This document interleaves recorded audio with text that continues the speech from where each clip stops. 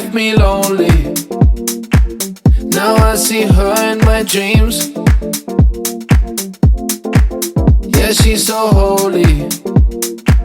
Got me back in on my knees.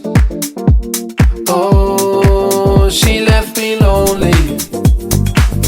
I swear it's hard to believe. She was the only. Now I feel so incomplete. Yeah, she left me.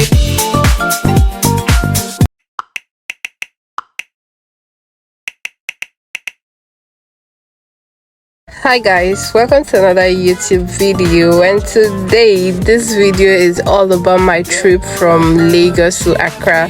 So first off, I live in Abuja at the moment. When searching for flights, I couldn't find a direct flight from Abuja to Accra, so the only option I had was to go to Lagos first, then from Lagos to Accra. That is, go from Abuja to Lagos, then from Lagos to Accra, which I did. At first, when I thought about the whole traveling from Abuja to Lagos and then down to Accra, I felt like, oh, this is gonna be a very stressful trip. But then it was the opposite. It was a very stress-free trip. So my flight from Abuja to Lagos was an evening flight, and I arrived at the airport, I think an hour before my departure time. I arrived in Lagos, and the next morning I was up again. I had a 7 a.m. flight. I've never been a fan of morning flights. I always prefer evening flights or afternoon flights. But for some reasons, this was my only option, and this was me at the airport, I think around 6 a.m.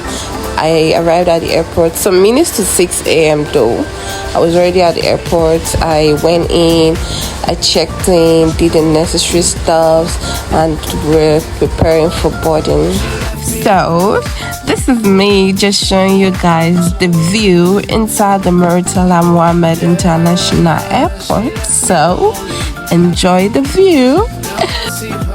We arrived at Kotoka International Airport, Accra, of course. We did the necessary stuff, going through the immigrations and getting asked questions like, why are you in Ghana? What are you visiting for? How long are you going to be around for? Blah, blah, blah. So yeah, basically afterwards I went and I got my luggages, and that was it. Then at this point I needed to get some Ghana cedis. Of course, I needed money. I needed money for my stay. So I needed money for basic stuff like food and some minor expenses though. So after I got some Ghana cedis, I took a cab to the hotel, which I already had a reservation for. It wasn't a long drive from the airport to the hotel, so in a few minutes I was already at the hotel, and I was so tired. I just wanted to rest a bit because I haven't had enough sleep from the previous night. I got to the first room, because I eventually changed rooms to a higher one. This was the standard. So eventually I changed to the deluxe, which was quite bigger. This place was smaller, the size was really small. So later on I had my bath, rested for a bit before the upgrade because I was too tired. I just needed to rest at that point. Some hours later, the room upgrade thing happened. By this time my auntie was around. So I think part of the things that woke me up was a call, because I was sleeping. I was really sleeping.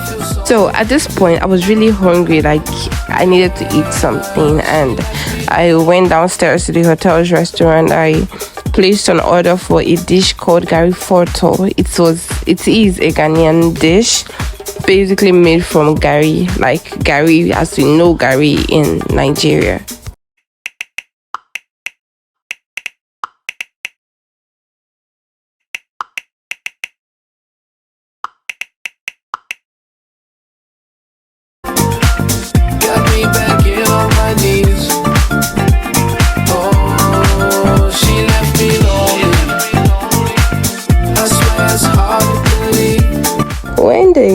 photo was served, it really looked promising. It really looked like something I was gonna like. But as they say, reality and appearance are two different things. Appearance is not always reality. So that was the case. It had this really strong tangy taste, like it wasn't fried properly. After several attempts, I finally gave up and I'm like, okay, this Gary photo is not for me. Let's move out.